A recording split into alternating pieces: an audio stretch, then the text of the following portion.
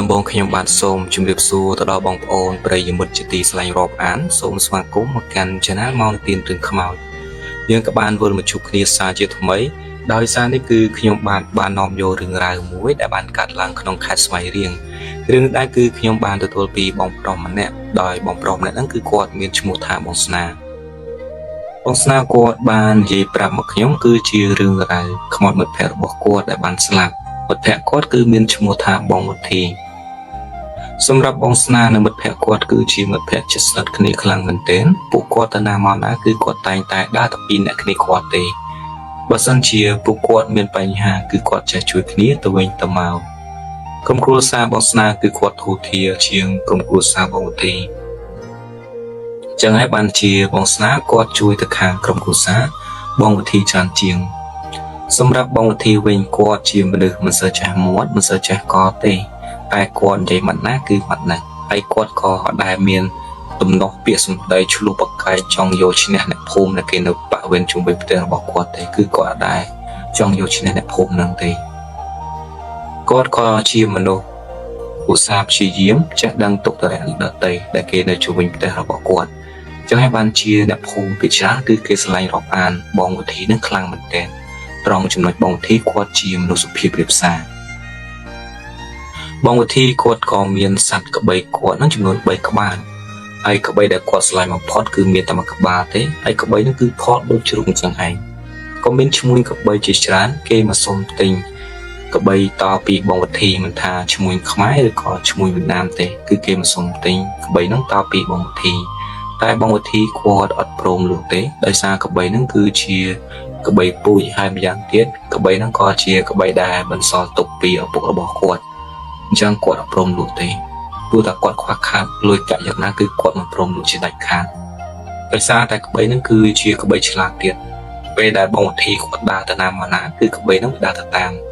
ហើយឲ្យតែពេលយប់ឡើងពេលដែលវាមិនទាន់ឮសំឡេងបងវុធីត្រឡប់ចូលផ្ទះគឺវាអត់ព្រមដេកទេវានៅចាំរហូតទាន់តែបានឮសំឡេងបងវុធីត្រឡប់ចូលផ្ទះវិញនឹងបានវាព្រមដេកយ៉ាងទៀតពេលយប់ឡើងពេលដែលគាត់ចូលដល់ផ្ទះគឺគាត់តែងតែទៅង៉ែក្បាលក្បីរបស់គាត់នៅក្នុងក្រោលហើយអញ្ចឹងបានជាក្បីហ្នឹងវាទ្រលាប់សម្រាប់បងស្នាវិញគាត់ក៏មានក្បីដែរហើយបងស្នាគាត់មានក្បីច្រើនជាងបងវុធីទៀតដោយសារតែបងស្នាហ្នឹងគាត់ធូរធារជាងបងវុធីពួកគាត់ទាំងពីរនេះភាគច្រើនគឺយកក្បីរបស់ពួកគាត់ហ្នឹងទៅឲ្យស៊ីស្មៅនៅវាលស្រែនៅក្រៅភូមិហើយវាលស្រែហ្នឹងគឺមានដើមកសាំងធំមួយពេលដែលពួកគាត់បាននាំក្បីរបស់ពួកគាត់ទៅប្រឡែងស៊ីស្មៅនៅវាលស្រែគឺគាត់តែងតែទៅជ្រករំលប់នៅក្រោមដើមកសាំងហ្នឹងហើយមានថ្ងៃមួយបងស្នាគាត់ក៏បាននិយាយប្រាប់មកខ្ញុំប្រហែលជាម៉ោង3ដល់ម៉ោង4ល្ងាចពេលហ្នឹងគឺគាត់បាននាំក្បីរបស់ពួកគាត់ទៅឲ្យស៊ីស្មៅនៅវាលស្រែហ្នឹងពេលហ្នឹងគឺមានភ្លៀងរលឹមស្រិចទៀតបងវុធីគាត់ក៏បានបបួលបងស្នាត្រឡប់ទៅផ្ទះវិញដោយសារតែបងវុធីគាត់មើលមិញនេះគឺល្ងឹតខ្លាំងអញ្ចឹងវាអាចនឹងភ្លៀងខ្លាំងជាងនឹងទៀតតែបងស្នាគាត់មិនទាន់ព្រមទៅទេដោយសារតែក្បីគាត់មានច្រើនហើយយ៉ាងទៀតក្បីពួកគាត់ហ្នឹងគឺស៊ីស្មៅមិនទាន់ឆ្អែតទេបងស្នាគាត់ក៏បានដេញបងវុធីឲ្យទៅផ្ទះមុនទៅ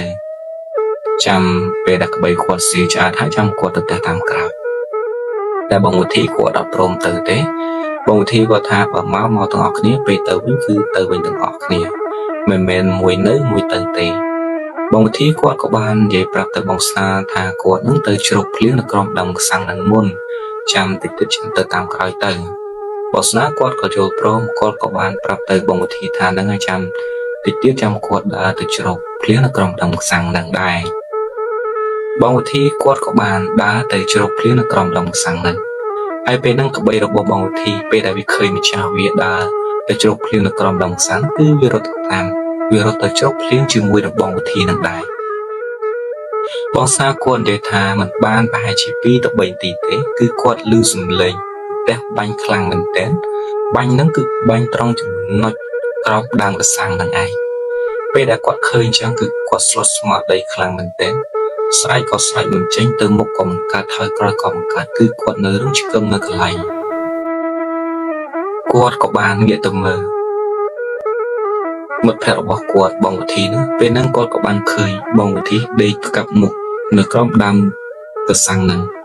ហើយម្យ៉ាងទៀតគាត់ក៏បានឃើញកបីបងវិធីគឺដេកផ្កាពុះបាសជើងឡើងទៅលើពេលហ្នឹងគាត់ក៏ទុកអារម្មណ៍ហើយគាត់ក៏បានរត់ទៅបីតកងមិត្តភក្តិរបស់គាត់ហ្នឹងពេលដែលគាត់បីតកងមិត្តភក្តិរបស់គាត់មើលមុខបងវិធីគឺខ្មៅដូចខ្យូងហើយគាត់ស្ទាបចុងដង្ហើមរបស់បងវិធីគឺអត់មានឮសំឡេងដកដង្ហើមទេពេលហ្នឹងគាត់ក៏បានដឹងថាមិត្តភក្តិរបស់គាត់បងវិធីហ្នឹងដាច់ខ្យល់ស្លាប់ពេលដែលរន្ទះបាញ់ត្រូវហ្នឹងបងស្នាពេលដែលគាត់ដឹងចឹងគឺគាត់យំខ្លាំងមែនទែនគាត់យំអោបសាក់សពមិត្តភក្តិរបស់គាត់ដោយសារតែគាត់បាត់បង់មិត្តភក្តិរបស់គាត់ម្នាក់ហើយសម្រាប់គាត់និងបងវិធីគឺជាមិត្តភក្តិជិតស្និទ្ធគ្នាខ្លាំងមែនទែននិយាយរួមគឺដូចបងប្អូនប្រកាសចឹងហើយបានជាបងស្នាគាត់យំសំណោះមិត្តភក្តិរបស់គាត់នឹងខ្លាំងគាត់ក៏បានដឹកសាកសពខ្មោចបងវិធីនឹងត្រឡប់ទៅផ្ទះដើម្បីឲ្យក្រុមគ្រួសាររបស់បងវិធីនឹងធ្វើបន់សពហើយរកការចំណាយបន់សពបងវិធីគឺគាត់ព្រមជួយចេញពាក់កណ្ដាលពេលដែលបងស្នាគាត់បានដឹកសាកសពបងវិធីត្រឡប់ទៅផ្ទះវិញក្រុមគ្រួសាររបស់បងវិធីពេលដែលឃើញប្តីប្រពន្ធគាត់ហ្នឹងពេលដែលឃើញប្តីរបស់ខ្លួនស្លាប់គឺគាត់យំខ្លាំងមែនទែនព្រមទាំងកូនគឺយំដូចគ្នាពេលហ្នឹងក៏អ្នកភូមិដែលគេនៅជុំវិញផ្ទះរបស់បងវិធីហ្នឹងពេលគេបានដឹងដំណឹងថាបងវិធីស្លាប់ពួកគេនាំគ្នាមកមើលហើយអ្នកខ្លះវិញគឺទុកទឹកភ្នែកឲ្យបានទេដោយសារតែគេហ្នឹងបាត់មនុស្សល្អនៅក្នុងភូមិហ្នឹងបងស្នាគាត់ក៏បានប្រាប់ទៅប្រពន្ធបងវិធីហ្នឹងថាឲ្យទៅយកសត្វក្បីនៅក្រោមដើមកសាំងហ្នឹងផងដោយសារតែក្បីដែលបងវិធីស្រឡាញ់ហ្នឹងគឺស្លាប់ដោយសារតែបាញ់ដូចគ្នាប្រពន្ធបងវិធីគាត់ក៏បានពឹងឲ្យអ្នកភូមិដើម្បីទៅជួយសែងក្បីរបស់បងវិធីត្រឡប់មកផ្ទះហើយបងស្នាគាត់ក៏បាននិយាយប្រាប់ទៅប្រពន្ធបងវិធីថាក្បីហ្នឹងកុំលក់សុខចិត្តកប់ជាមួយនឹងខ្មោចបងវិធីហ្នឹងទៅដោយសារក្បីហ្នឹងគឺជាក្បីដែលបងវិធីស្រឡាញ់ខ្លាំងមែនទែនតែពេលហ្នឹងក៏មានឈ្មួញក្បីគេក៏បានមកសុំទិញសត្វក្បីដែលបានស្លាប់ហ្នឹងយកទៅកាប់សាច់ហើយប្រពន្ធបងវិធីគាត់ក៏យល់ព្រមដោយសារតែប្រពន្ធបងវិធីហ្នឹងគាត់មានការខ្វះខាតហើយពេលដែលលក់ក្បីហ្នឹងគឺលក់ឲ្យបានថ្លៃទេបានត្រឹមតែ1លានចិត្តចូលទៅ2លានតែប៉ុណ្ណោះតែពេលដែលក្បីនៅរស់វិញបងស្នាគាត់និយាយប្រាប់ខ្ញុំថាក្បីហ្នឹងគេមកសុំទិញគេហ៊ានឲ្យតម្លៃទៅដល់$700,000ដោយសារក្បីហ្នឹងគឺជាក្បីពុត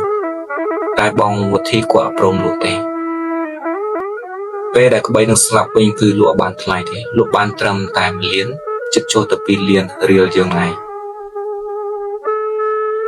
ពេលហ្នឹងឈ្មួញក្បីគេក៏បានពឹងឲ្យអ្នកភូមិជួយកាប់សាច់ឬក៏ផ្លះសាច់ក្បីហ្នឹងដើម្បីយកទៅលក់ពេលព្រឹកឡើងអ្នកភូមិខ្លះគេអត់ហ៊ានទៅជួយកាប់ទេយ៉ាងទៀតអ្នកភូមិខ្លះទៀតគេគិតថាក្បីហ្នឹងគឺជាក្បីដែលបងវិធីហ្នឹងគាត់ស្រឡាញ់ខ្លាំងអញ្ចឹងអ្នកភូមិពិចារណាគឺគេអត់ហ៊ានជួយកាប់ទេតែមានអ្នកភូមិ3ទៅ4នាក់គាត់ហ្នឹងក៏ព្រមជួយយ៉ាងទៀតអ្នកភូមិហ្នឹងគាត់ស្វឹងស្នាទៀត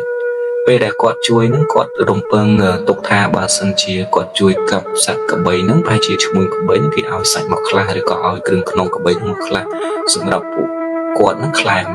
ផឹកជាមួយសាហ្នឹងឯងនិយាយពីសាកសពបងវិធីវិញអ្នកភូមិគេក៏បាននាំគ្នាជួយយកសាកសពបងវិធីយកទៅកប់ហើយកប់ហ្នឹងគឺកប់នៅក្រោយផ្ទះរបស់បងវិធីនឹងឯងដោយសារក្រុមគ្រួសាររបស់បងវិធីនេះគាត់អត់សូវមានថវិកាដើម្បីយកទៅបូជាឬក៏ធ្វើបុណ្យសពនៅវត្តទេហើយម្យ៉ាងទៀតចាស់គាត់នៅក្នុងភូមិហ្នឹងគឺគាត់និយាយប្រាប់ទៅប្រពន្ធបងវិធីដែរថាសាកសពហ្នឹងដាច់ខាតគឺមិនឲ្យយកទៅដុតទេហើយសាកសពហ្នឹងបើសិនជាកប់គឺឲ្យកប់មុខចុះទៅខាងក្រោមមិនឲ្យផ្កាប់មុខផ្កាឡើងលើទេដោយសារខ្មោចបងវិធីនេះគឺជាខ្មោចដៃហោងស្លាប់ដោយសារតែបាញ់ប្រពន្ធរបស់បងវិធីគាត់ក៏ចូលព្រមហើយគាត់ក៏បានពឹងឲ្យអ្នកភូមិជួយកាប់កម្ដៅដើម្បីកប់ខ្មោចបងវិធីនឹងឯងព ពេលដែលពួកគាត់នាំគ្នារៀបចំជួយដណ្ដើមនឹងកប់សាកសពបងវិធីរួចរាល់អស់ហើយពូនភ្នោរួចរាល់អស់ហើយប្រហែលជាម៉ោង8ទៅម៉ោង9យប់ពេលហ្នឹងបងស្នាគាត់ក៏មិនទាន់ត្រឡប់ទៅផ្ទះទេគាត់នឹងអង្គុយមើលភ្នោបងវិធីនឹងឯងពេលដែលគាត់កំពុងតែអង្គុយមើលហ្នឹងពេលហ្នឹងគឺមានរន្ទះបាញ់មួយសាទៀតហើយបាញ់ហ្នឹងគឺបាញ់ចំភ្នោរបស់បងវិធីនឹងឯងពេលហ្នឹងបងវិធីគាត់ក៏លាត់មាត់គាត់ថាពីមិត្តភក្តិអញក៏កំសត់ម្លេះពេលដែលវាស្លាប់ទៅក៏មានរន្ទះបាញ់មកតាមបាញ់វាម្ដងទៀតពេលហ្នឹងចាស់គេក៏បាននិយាយថាខ្មោចអវធីនេះមិនមែនជាខ្មោចធម្មតាទេគឺជាខ្មោចកាយខ្មោចលងសាហាវខ្លាំងដោយសារតែមានរន្ទះបាញ់មកបាញ់សម្លាប់ពីរដងពេលហ្នឹងបងស្នាគាត់ក៏ប្រាប់ទៅអ្នកភូមិថាមិនមែនទេខ្មោចអវធីមិត្តភក្តិខ្ញុំហ្នឹងជាខ្មោចស្លូតបូតទេយ៉ាងទៀតពេលដែលបងវិធីគាត់នៅរស់គឺគាត់ស្លូតបូតមែនទែនសុភាពវិសាមិនដែលមានដំណោះឆ្លោះបកាយជាមួយអ្នកភូមិដែលគេនៅជុំវិញផ្ទះរបស់គាត់ទេហើយអ្នកភូមិខ្លះគេក៏ស្ដាប់អ្វីដែលបងស្នាហ្នឹងនិយាយមកគឺជាការពិតលក្ខណៈត្រឹមត្រូវអ្វីដូចដែលពួកគេនឹងបានឃើញជាក់ស្ដែងដោយសារតែពេលដែលបងវិធីគាត់នៅរស់គឺអ្នកភូមិគេឆ្លាញ់រាប់អានបងវិធីត្រង់ចំណុចគាត់ជាមនុស្សសុភាពវិសាបងវិធីគាត់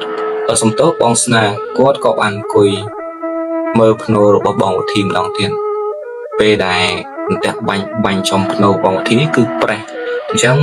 បងស្នាគាត់ក៏ទៅពូនភ្នោបងវិធីនឹងម្ដងទៀតពេលដែលគាត់ពូនភ្នោរួចរាល់អស់ហើយគាត់ក៏មកអង្គុយហើយងាកទៅមើលភ្នោរបស់បងវិធីពេលហ្នឹងគឺគាត់បានឃើញស្រមោលខ្មៅហោះចេញពីភ្នោរបស់បងវិធីតែគាត់អត់ចាប់អារម្មណ៍ទេគាត់នៅតែ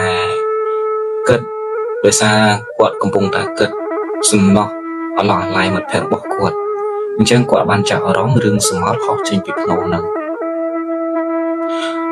ប្រពន្ធបងវិធីគាត់ក៏បានប្រាប់ទៅបងស្នាឲ្យបងស្នាត្រឡប់ទៅផ្ទះទៅដោយសារតែយប់ជ្រៅហើយបងវិធីបងសំទោសបងស្នានឹងគាត់អង្គុយចាំកំដរប្រពន្ធរបស់បងវិធីហ្នឹងតាំងពីដែលមានរឿងតែគាត់បានយកសាកសពបងវិធីមកដល់ផ្ទះរហូតដល់ម៉ោង11យប់ពេលហ្នឹងគាត់ក៏រៀងអស់កម្លាំងគាត់ក៏ប្រាប់ទៅប្រពន្ធរបស់បងវិធីថាគាត់នឹងទៅផ្ទះមុនហើយចាំពេលព្រឹកឡើងចាំគាត់មកនិយាយលេងជាមួយនឹងប្រពន្ធបងវិធីទៀតដើម្បីឲ្យប្រពន្ធបងវិធីនឹងគាត់មានគ្នាហើយពេលហ្នឹងពេលដែលគាត់ដើរទៅដល់ផ្ទះរបស់គាត់គាត់ក៏មានអារម្មណ៍ដូចមានគេនឹងដើរតាមពីក្រោយខ្នងគាត់ពេលហ្នឹងគាត់ងាកមកមើលគាត់ងាកបែរខ្នងក្រោយគាត់ងាកមកមើលគឺគាត់បានឃើញខ្មោចបងវិធីនឹងឈរសម្លឹងមកមើលគាត់មិនមែនជាសម្លឹងតែឈរមើលគាត់ហ្នឹងឯងហើយមុខបងវិធីមើលទៅគួរឲ្យកំសត់មែនទេបងស្នាគាត់ក៏បាននិយាយប្រាប់ទៅបងវិធីថាបើឯងស្លាប់ខ្លាចជាខ្មោចហើយឯងកុំបាច់ចេញមកលងបន្លាញអ្នកភូមិអីទៅរោភពកន្លែងណាដែលទៅសុកចោះពេលដែលគាត់និយាយអញ្ចឹងរួចខ្មោចបងវិធីគឺបាត់ចេញពីមុខរបស់បងស្នាភ្លាមហ្នឹងរហូតដល់ពេលព្រឹកឡើងពេលហ្នឹងក៏មានឈ្មួញកបីគេក៏បានមកនិយាយប្រាប់បងស្នាពេលយប់ម្សិលយប់មិញហ្នឹងគឺពេលដែលពួកគាត់កំពុងតែដេកគឺគាត់បានឮសំឡេងមនុស្សប្រុសអង្គុយយូរនៅចុងជើងពេលដែលគាត់ឮសំឡេងចឹងគាត់ក៏បានបាក់ភ្នែកមើលគាត់បាក់ភ្នែកមើលគឺគាត់ឃើញនៅក្រោយខ្នងទេហើយគាត់ឆ្ងល់ថាតែគាត់មិនក៏បានមានមនុស្សប្រុសមកអង្គុយយំដោយសារតែគាត់គឺមានតែប្រុសតែម្នាក់ឯងទេគឺមានតែគាត់ដែលត្រូវជាប្តីហ្នឹងគាត់ក៏បានងើបអង្គុយមើលម្ដងទៀតពេលងើបអង្គុយមើលម្ដងទៀតគឺអត់មានឃើញសមមនឹកប្រុសហ្នឹងទេហើយសំឡេងយំហ្នឹងក៏បាត់ដូចគ្នាដែរគាត់ក៏បានបន្តដេកជាមួយនឹងពីរអ្នកប្តីប្រពន្ធគាត់ជាមួយកបីហ្នឹងឯងពេលដែលគាត់អង្គុយគាត់បន្តដេកហ្នឹងពេលហ្នឹងគឺគាត់បានឮសំឡេងមនុស្សប្រុសនិយាយប្រាប់គាត់ថាថៃបានជាយកកបីគាត់យកទៅកាប់យកលក់អញ្ចឹងពេលដែលគាត់ឮសំឡេងអញ្ចឹងគាត់បាក់ភ្នែកមើលហើយពេលគាត់បាក់ភ្នែកមើលហ្នឹងណាគាត់មើលទៅក្បាលរំលែករបស់គាត់ក៏បានឃើញខ្មោចបងវិធីឈរនៅលើក្បាលរំលែករបស់គាត់ឈរហ្នឹងគឺអត់មានឃើញជើងទេ ឃើញត្រឹមតែជាកេះឡើងទៅលើទេហើយភ្នែកបងគឺក៏ហមខ្លាំងមែនទែនពេលដែលគាត់ឃើញចឹងគឺគាត់ស្រែកមកទៅហឹងរហូតដល់ភ្ញាក់ប្រពន្ធរបស់គាត់ហើយប្រពន្ធគាត់ពេលដែលគាត់សួរទៅប្តីគាត់និយាយរឿងរ៉ាវដែលគាត់បានជួបខ្មោចបងវិធីហ្នឹងពេលហ្នឹងគឺពីរអ្នកប្តីប្រពន្ធគឺអត់ហ៊ានដេកទេនៅអង្គុយលើក្រែរហូតដល់ពេលព្រឹកឡើងហើយពេលព្រឹកឡើងបានគាត់មកនិយាយប្រាប់បងស្នាហ្នឹងឯងពេលដែលពីរអ្នកប្តីប្រពន្ធឈ្មោះក្បីហ្នឹងបានមកនិយាយប្រាប់បងស្នាពេលហ្នឹងក៏មានអ្នកភូមិពីរអ្នកទៀតដែលគេជួយកាប់សាច់ក្បីឲ្យឈ្មោះក្បីហ្នឹងគេក៏បានមកនិយាយប្រាប់បងស្នាដូចគ្នាដែរគេថាយកមិញគឺខ្មោចបងវុធីហ្នឹងមកលងបន្លាចគេដោយសារពេលយកមិញពួកគាត់អង្គុយផឹកជុំវិញជាងវងមូលប្រហែលជាគ្នា5ទៅ6នាក់ហើយពេលហ្នឹងគាត់ក៏បានយកអាគ្រឿងក្នុងក្បីតាមឈ្មោះក្បីគេឲ្យដើម្បីយកមកខ្លែមហ្នឹងយកមកធ្វើគ្រឿងខ្លែមពេលដែលគេកំពុងតែចំហុយគ្រឿងខ្លែមចំហុយពោះក្បីដើម្បីយកមកខ្លែមហ្នឹងពេលហ្នឹងពួកគាត់អង្គុយផឹកជាងវងមូលពេលហ្នឹងគឺគាត់ឮសំឡេងមនុស្សប្រុសយំនៅកន្លែងពួកគាត់កំពុងអង្គុយផឹកហ្នឹងហើយគាត់ក៏ទៀងស្ដាប់ហើយគាត់មើលទៅសំឡេងហ្នឹងគ្នាពួកគាត់ទាំងអស់គ្នាហ្នឹងគឺគាត់មើលទៅអាសំឡេងហ្នឹងទាំងអស់គ្នាពេលដែលគាត់មើលសំឡេងហ្នឹងគាត់ក៏បានឃើញខ្មោចបងវិធីអង្គុយនៅជិតជុំវិញពួកគាត់ដែលកំពុងតែអង្គុយផឹកហ្នឹងហើយអ្នកដែលគេឃើញហ្នឹងគឺគេនិយាយប្រាប់បងស្នាថាអត់មានឃើញក្បាលបងវិធីទេឃើញក្បាលបងវិធីគឺនៅលើរនាបក្រែដែលពួកគាត់នឹងកំពុងតែអង្គុយផឹកហើយភ្នែកបងវិធីគឺសម្លឹងមើលពួកគាត់ទាំងអស់គ្នានិយាយចំគឺពេលដែលពួកគាត់ឃើញខ្មោចបងវិធីហ្នឹងគឺក្បាលបងវិធីហ្នឹងគឺនៅលើរនាបក្រែដែលពួកគាត់កំពុងតែអង្គុយពួកគាត់ពេលដែលគាត់ឃើញចឹងគឺពួកគាត់ស្ទុះរត់ចេញពីវងផឹកស៊ីហ្នឹងរៀងខ្លួនអ្នកខ្លះទៅរត់ទៅផ្ទះទៅអ្នកខ្លះក៏នាំគ្នារត់ទៅវត្តទៅពេលហ្នឹងបងស្នាគាត់ក៏បាននិយាយប្រាប់ទៅប្រមាណអ្នកដែលថាជួយកាប់សាច់ក្បីហ្នឹងណាគាត់ក៏បាននិយាយតាំងពីមុនថាក្បីហ្នឹងណាមិនបាច់ចាំកាប់ឬក៏មិនបាច់ចាំលក់ឲ្យណាគេទេសុខចិត្តកប់ក្បីហ្នឹងជាមួយនឹងបងវិធីហ្នឹងទៅដោយសារតែក្បីហ្នឹងគឺជាក្បីដែលបងគេហ្នឹងស្រឡាញ់ខ្លាំងមែនទែនហើយអ្នកភូមិដែលគេបានជួបខ្មោចបងវិធីព្រមទាំងឈ្មោះក្បីពីអ្នកប្តីប្រពន្ធហ្នឹងពួកគាត់ក៏បានទៅវត្តដើម្បីទៅស្រោចទឹកដើម្បីឲ្យអស់ចង្រៃសម្រាប់អ្នកភូមិវិញពួកគាត់ឲ្យតែពេលយប់ឡើងគឺពួកគាត់មានការភ័យខ្លាចខ្មោចបងវិធីនឹងខ្លាំងមែនទែនដោយសារតែពេលយប់ឡើងគឺពួកគាត់បានឮសំឡេងក្បីរបស់បងវិធីដើរយំពីចុងភូមិទៅដើមភូមិហើយអ្នកភូមិខ្លះគេក៏បានមើលតាមមកអួចពេលហ្នឹងគេក៏បានឃើញខ្មោចបងវិធីហ្នឹងអង្គុយនៅលើខ្នងក្បីរបស់គាត់ហើយអត់មានឃើញក្បាលទេខ្មោចបងវិធីហ្នឹងហើយអ្នកភូមិគេមើលភ្នែកក្បីហ្នឹងគឺក្រហមខ្លាំងមែនទែនក្រហមដូចភ្លើងអញ្ចឹងហើយបានជាអ្នកភូមិគេមានការភ័យខ្លាចនឹងខ្មោចបងវិធីនេះខ្លាំងមែនទែនសម្រាប់បងស្នាគាត់ក៏ស្ទើរតែមិនជឿថាខ្មោចបងវិធីគឺជាខ្មោចដែលលោកកាយសាហាវដោយសារគាត់គិតថាបងវិធីគាត់ជាមនុស្សសុភាពរាបសារអញ្ចឹងពេលដែលបងវិធីគាត់ស្លាប់ទៅប្រហែលជាអត់មានរឿងរ៉ាវខ្មោចលោកអីទេពេលហ្នឹងក៏មានលោកតាម្នាក់គាត់ក៏បានមកនិយាយប្រាប់បងស្នាគាត់និយាយថាដើមកសាំងហ្នឹងគឺមានមនុស្សស្លាប់5ទៅ6នាក់ហើយនៅដើមកសាំងហ្នឹងតាំងពីក្មួយឯងហ្នឹងមិនទាន់កានហើយតាហ្នឹងគាត់និយាយថាដើមកសាំងហ្នឹងយ៉ាងយូរ2ឆ្នាំគឺមានមនុស្សស្លាប់នៅក្រោមដើមកសាំងហ្នឹងហើយក៏មានបុរសម្នាក់អត់ដឹងថាមានបញ្ហាអីទេគឺឡើងទៅលើដើមកសាំងចង់កសម្លាប់ខ្លួនរហូតបានជាមកដល់រឿងរ៉ាវខ្មោចបងវិធីបានស្លាប់នៅក្រោមដើមកសាំងហ្នឹងអញ្ចឹងលោកតានឹងគាត់និយាយថាខ្មោចវិធីស្លាប់នៅក្រោមដើមកសាំងគឺដោយសារតែគេមិននាំផ្លូវវាដើម្បីឲ្យទៅចាំនៅក្រោមដើមកសាំងហ្នឹងពេលហ្នឹងក៏មានបងប្រុសម្នាក់គាត់ក៏បានមកនិយាយប្រាប់បងស្នា còn để tha cầm được bọc cuộn có trời bàn không mọi bóng thì nâng lông và lại đại về dục lại bộ cuộn khi cuộn bài chia ram tơ của mũi nè có bàn tới chlo bằng cáp nơi việt xài năng hai bộ cuộn có bên cật thà không mọi bóng thì lông và lại đại sao bộ cuộn đăng thà bóng thì cứ chia một phi đẹp xa chẳng bên bóng thì slap đấy cứ bài chia mình bên không mọi lông và lại đầy tệ bộ cuộn có bàn tới chlo bằng cáp nơi việt xài năng hai bên nó cứ pliu lầm sệt thiệt hai chỉ mong đọc mũi từ mong đọc pi dục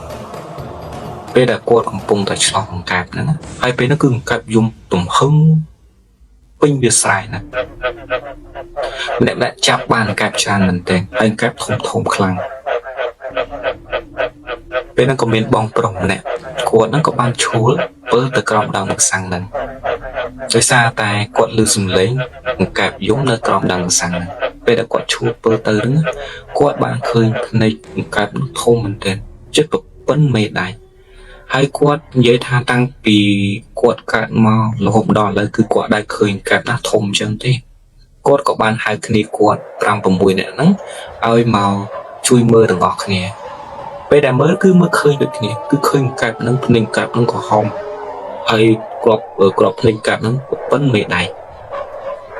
bữa quát có bàn tập nè ở đà lột mùi tới chuối mùi tới năm hay mùi đà cái đà tới đồng bay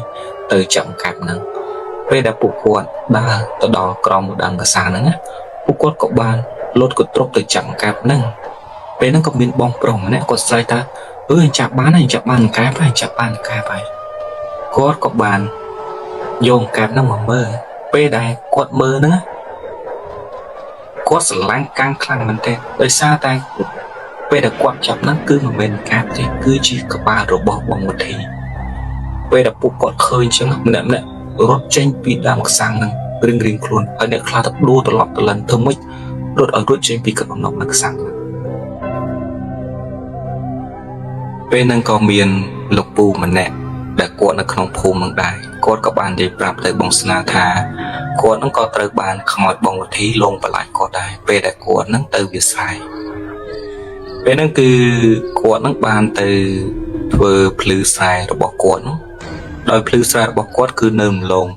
việc sai đài miền đằng cái sang nắng đài chia cần lại để bóng thí quạt bàn sập nữa nhá lông việc sai nó phải chia pi tập bảy việc sai hai pe đại quạt cục bông tại phơi plư sai bỏ quạt nó quạt lư sùng lây mà được bớt sai hai quạt tai quạt chạm rong tê quạt được chi yếm phơi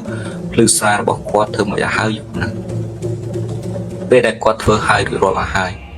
quạt các bạn chỉ là tê cục bay bỏ quạt lọt một tê huynh hai pe nắng ba chỉ dùng mong bùng bấy từ mong bùng buồn pe đại quạt phơi đầm nà chỉ là tê cục bay quạt nữa cứ quạt chỉ cắt tám việc sai năng ấy hai play đại cắt việc sai năng cứ là chốt năng đang cả sang năng về đại quạt bỏ ra tê cái bẫy quạt nó phật bị đang sáng hai chia đọc từ đọc trăm mét cho là bạn đọc từ một thầy mét nữa cứ quạt ban khơi bờ rong mà nè chỗ nơi mục rồi tê quạt ai bờ rong nó có sông lục bù nắng từ nông thôn đây lục bù nó quạt có chỗ prong quạt có bàn ơi bờ rong nó lang là được tê màu hai bên năng quạt mơ từ cặp bầy rồi bỏ quạt á quạt mơ từ cặp bầy quạt nó cứ cặp bầy lục bò lục bù nó cứ bỏ cái thông thông hai đứa chị biết cứ bắt chợt lặng lên quạt có bàn xu từ bờ rong năng thà mà năng thuê cái bàn này toàn từ tè tiền hai quạt nghĩa từ mơ bờ rong năng á quạt mơ tới đôi sự điên quạt sự điên nó cứ đôi sự điên bong một thì quạt có bàn tình pơ quạt chua từ mơ nữa bây giờ quạt chua trong một bong một thì cứ quạt tu rốt tranh pi lơ là tê có bảy quạt rốt từ không phồng hay quạt mơ quạt để bắt từ bong sna quạt tha quạt khơi một bong thì cứ quậy lại mình tên một sự từ từ hay cốm sút khlang mình tên mình to mắc con miền bong pro mình đã tiền quạt luôn là không phồng lần đá quạt có bàn để bắt từ bong sna tha lông phải chỉ pi ngày ខ្មោចបងវិធីនឹងបានស្លាប់គឺគាត់បាននាំកូនរបស់គាត់នឹងទៅដាក់មងត្រីនៅក្នុងតពាំងដោយសារនៅវាលស្រែហ្នឹងគឺមានតពាំងធំល្មមដែរគាត់ក៏បាននាំកូនរបស់គាត់ហ្នឹងទៅដាក់មងនៅក្នុងតពាំងហ្នឹងហើយពេលដែលគាត់ទៅគឺម៉ោង8សំទោសម៉ោង9ទៅម៉ោង10យប់ពេលដែលគាត់ដាក់ហ្នឹងគឺគាត់ឲ្យកូនរបស់គាត់នៅអង្គុយចុចទូរស័ព្ទនៅខាងលើគាត់ទៅរីម៉ូនៅក្នុងតពាំងហ្នឹងពេលហ្នឹងកូនរបស់គាត់កំពុងតែអង្គុយចុចទូរស័ព្ទហ្នឹងវាបានឮសំឡេងមនុស្សប្រុសមកសួរវាថាកំពុងធ្វើអីគេវាក៏បានសួរទៅវាថាមិញមានបានសួរខ្ញុំអត់ហើយបងប្រុសហ្នឹងគាត់ក៏បានឆ្លើយទៅកូនគាត់ថាអត់បានអីទេពងរវល់ដាក់ម៉ងមានបានសួរអីណាតបមកវាក៏អត់មានចាប់អារម្មណ៍អីដែរវាក៏បន្តលេងហ្គេមទៀតទៅពេលដែលវាកំពុងតែលេងហ្គេមហ្នឹងវាមានអារម្មណ៍ថាដូចមានគេមកអង្គុយជាប់នឹងខ្លួនវាហ្នឹងវាក៏បានងាកទៅមើលពេលដែលវាងាកទៅមើលហ្នឹងគឺវាបានឃើញខ្មោចបងវិធីហ្នឹងសម្លឹងសម្លក់មើលវាគាត់ដល់វាឃើញអញ្ចឹងវារត់ស្ទុះចូលទៅក្នុងតពាំងហ្នឹងវាស្រែកប្រាប់វាថាខ្មោចលងខ្ញុំខ្មោចលងខ្ញុំរបស់កូនទូចហ្នឹងបងប្រុសហ្នឹងពេលដែលឮថាកូនគាត់និយាយថាខ្មោចលងគឺគាត់ដឹងថាខ្មោចលងគឺជាខ្មោចបងវិធីគាត់ក៏បានទាញកូនរបស់គាត់រត់ចេញពីតពាំងហ្នឹងរបូតស្បែកជើងរបូតអីអស់ហើយរហូតដល់ពេលព្រឹកឡើងគាត់ក៏បានយករឿងរ៉ាវហ្នឹងមកប្រាប់បងស្នាហ្នឹង